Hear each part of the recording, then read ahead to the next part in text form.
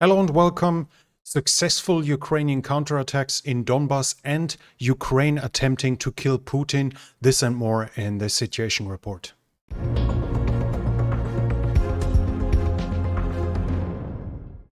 On the 1st of May, there was another attempt, there was another strike on Ukrainian targets with cruise missiles from 9 Tupolev 95 and 2 Tupolev 160. 18 cruise missiles of the type KH-101 or KH-555 were fired. Ukraine is saying they destroyed 15 of those. One of them, though, hit a target in,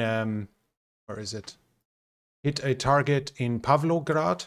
Pavlograd is here, in southern, and it led to this here. We can watch it. Yep, that's the initial hit.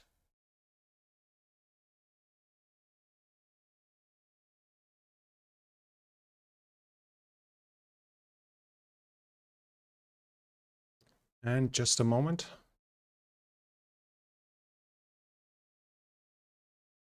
You'll see, I'll just keep talking. Yeah, here it is. A little bigger, which almost looks like a nuke went off. It wasn't a nuke, though it was actually in a connection to it. The Russian propaganda channels were claiming several divisions were wiped out, hundreds of air defense missile batteries, and so on and so forth. Right now, the information is that supposedly, I cannot confirm it, but supposedly it was several decommissioned SS-24 ICBMs that were stored there. The SS-24 is an intercontinental ballistic missile used for nuclear weapons in the Cold War, and Ukraine inherited a number of those at the breakup of the Soviet Union.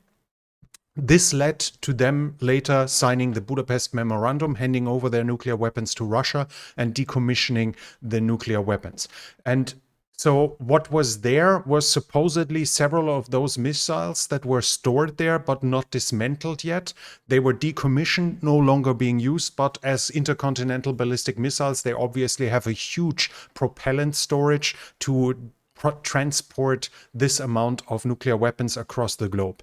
They blew up, which explains the big explosion, which also means that the direct impact on military operations by Ukraine should not be really noticeable, but it shows us, at least in some degree, to what extent the Ukrainians store stuff that usually would be decommissioned already. In the past, I've seen S-75 SAM missiles that were rusty and being restored. It's an indication that Ukraine still has had SS-24 of what might still be flying around and what we might see in the future if they can restore it. And now, obviously, with the money to do it, we will probably see will be surprised by what is popping up. That shouldn't make us expect intercontinental ballistic missiles being used, let alone with nukes, but not even with conventional warheads. That seems highly unlikely. But obviously, some stages of those might be repurposed in some degree. The engines might be repurposed. We will have to see. It at least gives us an indication of what might still be lying around somewhere in Ukraine. And then there was the attempt on the life of Putin, and don't accuse me of clickbaiting. I would never do that. It was the Russian government itself that said that Ukraine tried to kill Vladimir Putin in the Kremlin, and we see the event which happened here. That is a drone that actually hit one of the Kremlin buildings, and we see another video of here. It started a fire, a small fire, and according to this, there was a second one coming in, as can be seen on the clock. So there were two drone attacks on the Kremlin itself. Obviously, it's small improvised drones, nothing somewhere serious, nothing seriously that would have threatened Putin. But the Russian government claimed that this was an attempt on Putin's life, as ludicrous as it might be. And it's not the only thing. We have videos of other attacks. There was a whole wave of Ukrainian drone attacks in Russia, and a lot of them have been successful. Not really good advertisement for Russian air defense systems that are supposedly the world's best and are intended to be sold worldwide. When we come to the developments on the front line, we have the usual attacks in from Dibrova, close to Dibrova, in the Serebryanska forest. There's barely any reports of attacks north of it. In total, the Ukrainians themselves say the attacks are going down. The number of attacks are going down. It's increasingly only artillery fire. So the Russian offensive north of the Seversky Donetsk clearly has culminated at this very point. The Russians are probably now storing their goods, their supplies in anticipation of a Ukrainian counteroffensive. South of the Seversky Donetsk, there are reports on attacks on Bilohorivka, also fighting at Orikhovo-Vasilivka, which is here, attacks in the direction of Bodanivka, and in Bakhmut, fighting is also continuing. In Bakhmut, the Russians are having further successes, and we see here a video close from Ivanivske, which I'll show you in a moment. This is the main road for supplies. As you can see, this is a Dutch YPB something, I forgot the number. It's basically a M113, that's a MTLB that is being used here to run supplies. That should be another MTLB, and you see the wrecks running around here with the fires in the background. Another BMP, I think it was a BMP-2. Here we see a T-64, which must have been knocked out fairly recently, if it's still burning. I have to admit, it's some kind of mesmerizing, and the scenery is like from a movie, as we've seen so often in the past. This should be another MTLB, but this is directly, the video shows the road directly into Ivanivske. So what we've seen is this driving here, this down here, and this is where the video stops.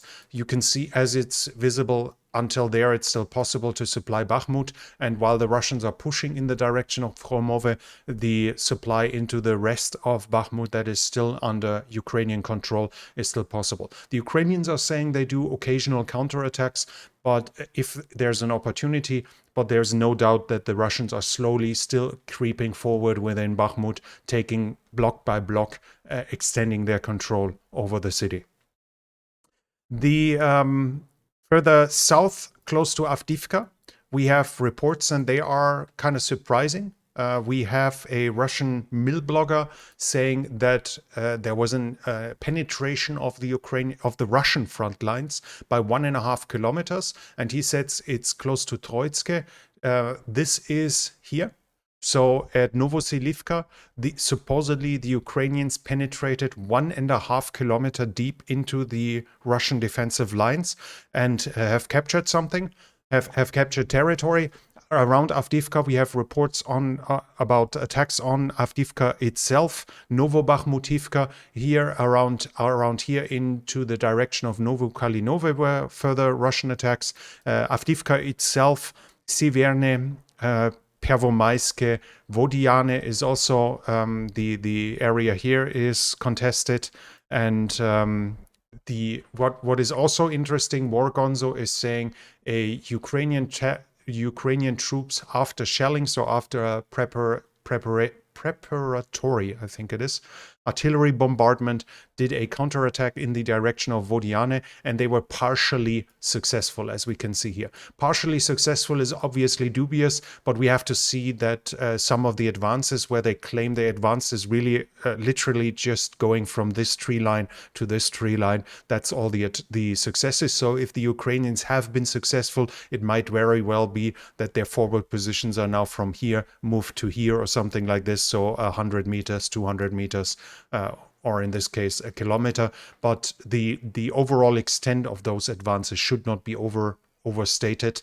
And we have to say the Russians also claim they had some successes, which I don't specifically mention here because I usually take the opposite sides or visual proof to confirm something. Obviously, if the Ukrainian side says the Russians advanced, it makes no sense for them to lie, or at least not big sense. So it's much more trustworthy than when the Russians themselves claim they advanced, and vice versa. So having Russian mill bloggers saying that the Ukrainians advanced in the direction of Opitne and into Troiske. Seems likely that there were successes, but as with those successes, with all the other claimed successes by the Russian side, so far I don't see any visual evidence of them actually having happened. In Marinka, there's also fighting continuing, supposedly some Ukrainian counterattacks here, cannot confirm any successes. And Novo Mikhailivka, we have a Russian attacks in that direction as well. Also no confirmed successes. Further south at Vulida, we have a small confirmed Russian advance. Here on a video that was sent, we can see it was geolocalized and the advance is up to here. So the Russians managed to advance somewhat directly at Vulida. It should be more or less in this direction here, where the Russians have advanced a little bit. On the southern front line, we have reports from Berdyansk that the first T-55s have appeared, easily recognizable by the muzzle, by the fume extractor at the tip of the barrel. Very easy to distinguish T-62 and T-55 by this. They are supposedly now at Berdyansk, and we have continued reports about attacks on the Russian logistics behind the front lines in the southern area, which is obviously understood as a preparation for a counteroffensive to take out logistical routes and to take out supply depots. It might be a distraction though as well. Generally, when we talk about the developments along the front line here, Prigozhin, in an interview with War Gonzo, he said he threatened to withdraw his units from Bakhmut if he doesn't get enough artillery ammunition. The successes in the past in Bakhmut were mostly due to heavy preparatory artillery fire, which means that the moment there is less artillery available, the successes are either lower or the losses are much higher. That Wagner is going to retreat without confirming and coordinating that with the Russian forces seems extremely unlikely, though. That would probably mean that Prigozhin falls out of a window if he actually opens up an opportunity for the Ukrainian forces to counterattack and to recapture territory. Prigozhin also complained that the Russian military is not preparing enough for the expected Ukrainian counteroffensive. So according to him, they should prepare for the coming Ukrainian offensive. The White House, the Americans said their estimate about the Russian losses in the fighting for Bakhmut. Since January, according to them, the Russians have lost 100,000 men just in Bakhmut. Since January, among those are 20,000 fallen. And that would mean that the Russians have lost 100,000 men. They have suffered 100,000 casualties for a city that had a pre-war population of 80,000. Half of those that have fallen, according to the White House, were Wagner fighters. So the Russian regular forces have lost 10,000, as well as Wagner, also 10,000. From the Crimea, we have new informations. There was the attack on Sevastopol. According to Ukraine, 10 of the tanks were destroyed that were storing 40,000 tons of fuel that was meant for the Black Sea Fleet. There are some reports that the fuel was actually meant for the Black Sea Fleet and not for other uses, so no diesel, no gasoline in them, which means the regular traffic is not impeded with it. That also means that tanks, supply trucks, etc.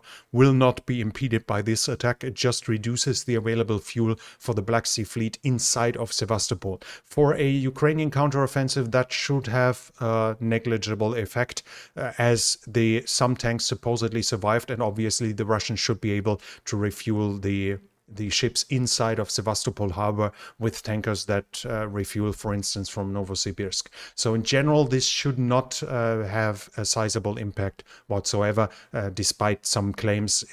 Fuel meant for ships cannot be necessary. I mean, regular tanks have multi-fuel engines, so I guess to some degree the fuel might be used inside of tanks, but it usually isn't, and that fuel was not meant for tanks. So the coming Ukrainian counteroffensive should not benefit from that attack itself. Other than that, though, there were further attacks reported and are continuing. Also, partisan activity is being reported. Russia is now reportedly increasing its filtration measures to identify partisans, or at the very least to suppress them. Also, new curfews are being introduced in the southern area, mostly in Kherson and Zaporizhzhia. Among that, Tokmak, for instance, was mentioned that the curfew there has been extended. And from out of Russia, we have now reports about increased sabotage activity. This is supposedly close to St. Petersburg, and according to what we find here what we find here, at least according to this, it was done with explosives. So electricity lines are being attacked, and there are a couple of reports of attacks on railroad lines that are transporting fuel in this regard, that are transporting supplies. The attacks clearly on the supply system, on the logistics system of the Russian armed forces are increasing, but at the same time also attacks are being reported, for instance, from Krasnodar down here, and inside of Russia we just had it St. Petersburg, and obviously the drone attacks on Moscow itself. When it comes to the fourth generation, the rules according to which there are limitations to your freedom when you don't go to the armed forces, to the recruitment offices after being summoned, which means like after 20 days you can no longer travel, you can no longer use a car, you cannot buy or sell a house, and things like this. After those, they are going to go into an effect in August. That's at least the information that we have right now, which means they would be more or less in time with the conscription cycle of the fall. The Russian forces from Belarus are completely evacuated. Every data that is available is saying that there are no more Russian soldiers in the training grounds inside of Belarus. All that's left are some empty tents. That might indicate that they are coming back, that they're going to send new soldiers there for training. But that also shows that there's absolutely no danger of a Russian invasion out of Belarus right now. Those forces are probably being sent in anticipation for the Ukrainian counteroffensive. The head of the Ukrainian military intelligence, GUR, Kyrylo Budanov, was saying that Russia is now trying to control the paramilitary groups and the mercenary organizations. They want to induce them and integrate them into the structure of the general staff. And obviously, it has to be said, this is urgently needed. A military won't be effective if everyone does whatever he wants without coordinating among each other, which to some degree at least was happening so far. The spokesperson for the Russian human rights organization Russians Behind Bars, Olga Romanova, was saying the Russian army is right now recruiting 10,000 prisoners per month, but a lot of them are handed over to Wagner because the commanders that are being given those prisoners don't really know what to do with them, and they just hand them over to Wagner.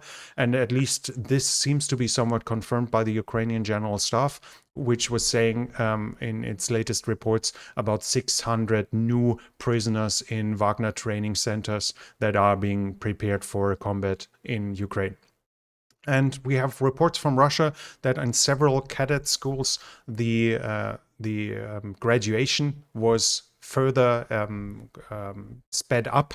They were graduating months in advance. This clearly shows a lack of qualified leading personnel among the Russian armed forces, which is now trying to be addressed in this way by increasing the output out of the command schools. And finally, Shoigu, the Russian defense minister, has said that Russia has increased the production of its cruise missiles massively, and it's going to double it further in the future. Obviously, those numbers cannot really be confirmed from experience, but we've seen that Russia has not run out of cruise missiles, and it was not incapable of continuing its production, as some claimed in the beginning, as some analysis predicted. When it comes to the political sphere, we have this report here from Finland, from a Finnish newspaper, according to which Finland is currently negotiating with the US for the setup even of American bases and American soldiers inside of the new NATO member.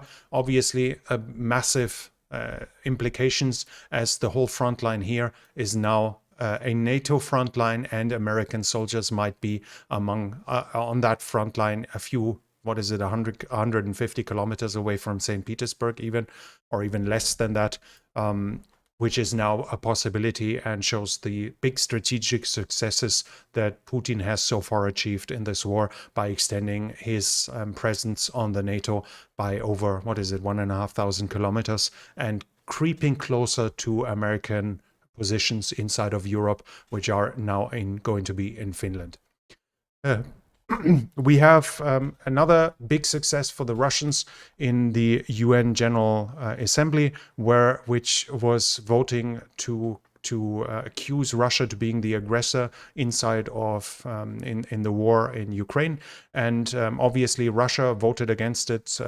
North Korea voted against it. Belarus, Nicaragua, and Syria voted against it. Abstentions are a lot of nations that you would expect, like Iraq, Iran, Eritrea, Ethiopia, Angola, for instance, Central African Republic, Cuba, South Africa, Senegal, and Uzbekistan. But it's interesting who voted for it, who said that Russia is the aggressor. You not only have Brazil here, but you also have, China here, and you have India as well, which is here. So 3 of the non-aligned nations that have been massively pro-Russian in comparison, with Brazil's Lula, for instance, accusing Ukraine, that claiming that a war has 2 sides and both sides are at fault, and with India staying away and from international sanctions, buying Russian carbohydrates, and with China being accused of supplying the Russian military complex with parts that are now being used to construct new cruise missiles. All of those nations have not just abstained, they have not appeared, like you see here. St. Kitts, for instance, was not even voting, or Turkmenistan, but they have actually appeared and voted against Russia, confirming Russia as the aggressor. This is without consequences, it has to be said, but at the same time, it's a big blow towards Russia, and obviously a sign of China's displeasure with Russia. Otherwise, they would have abstained or not voted at all. And we have here in media Sona, which is a Russian opposition outlet. They said, according to this, the Russian media are now receiving instructions how to handle the coming Ukrainian offensive. It clearly shows that, for instance, that in advance it should not be said that the Ukrainian successes will be very small. Basically, Russia is preparing the information situation environment to allow itself to sell defeats to the Russian public. This shows that Russia is taking Ukraine's coming counteroffensive, or Ukraine's expected counteroffensive, very seriously. It shows that Russia is trying to prepare for the potential consequences of big Ukrainian successes. And when it comes to international support, we have a video here from the Ukrainians that is showing the Iris-T air defense system produced in Germany that is in Ukraine, and the second battery is now inside of Ukraine. It's delivered to the Ukrainian armed forces. Other than that, we have reports that Ukraine is now using Sona unguided missiles from the Su-25. Those are American unguided missiles with a longer range, a fairly modern system, 8-kilometer range, that are being lobbed now, and they have a huge variety of potent warheads, so addressing the shortage of air-to-ground ammunition from the Ukrainian side that can be used. They are obviously much easier to integrate, that because basically all you need is some kind of adapter that is using a fire signal to give the order to the Sona missiles to start their engine and thus fire off. Much easier to implement than, for instance, using Western air-to-air missiles on Ukrainian fighter planes. Video. Anyways, that's it from me for now. I hope it was interesting to you. If you like this video, please hit the thumbs up button. leave a comment for the algorithm, and subscribe to the channel and hit the bell icon if you like this. You can also help the channel by recommending it to your friends and acquaintances to help it grow. And this channel is only possible because of the support from viewers like you. If you'd like to support the channel, you can do so by the means in the description. Thank you very much to everyone already supporting the channel. That's it from me for now. Thank you for watching, and I'll be back.